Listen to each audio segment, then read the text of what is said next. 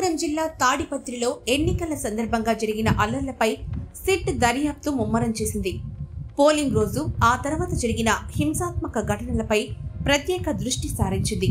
ఈ నేపథ్యంలో మే 18వ తేదీ రాత్రి తాడిపత్రికి చేరుకున్న సిట్ బృందం అర్ధరాత్రి వరకు విచారణ కొనసాగించింది.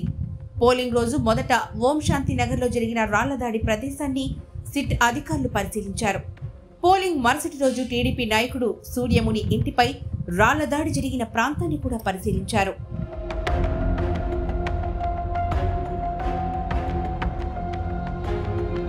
కేంద్ర ఎన్నికల కమిషన్ ఆదేశాల మేరకు తాడిపత్రిలోని అన్ని ప్రాంతాలను సిట్ అధికారులు సందర్శించి రిపోర్టును రూపొందించనున్నారు.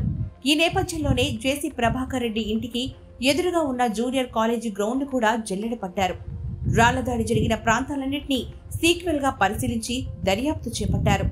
ఆదివారం జేసీ ప్రభాకర్ రెడ్డి ఇంటిని, ఎమ్మెల్యే కేతిరెడ్డి పెద్దారెడ్డి ఇంటిని కూడా సిట్ బృందం పరిశీలించనుంది.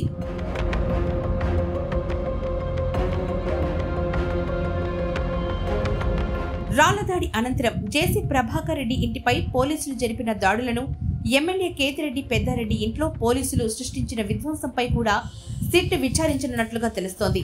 వీటన్నిటిపై రిపోర్టు తయారు చేసిన కేంద్ర ఎన్నికల కమిషన్కు సమర్పించనుంది. ఇప్పటికే తాడిపత్రిలో అల్లర్లు, రాళ్ల దాడి, హింసాత్మక ఘటనలకు సంబంధించి చాలా మందిపై పోలీసులు కేసు నమోదు చేశారు.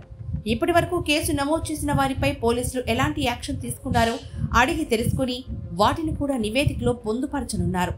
సిట్ అధికారుల పర్యటనతో జిల్లా పోలీసు యంత్రాంగం అప్రమత్తమైంది. ఎలాంటి అవాంఛనీయ ఘటనలు జరగకుండా కట్టుదిట్టమైన భద్రతను ఏర్పాటు చేసింది.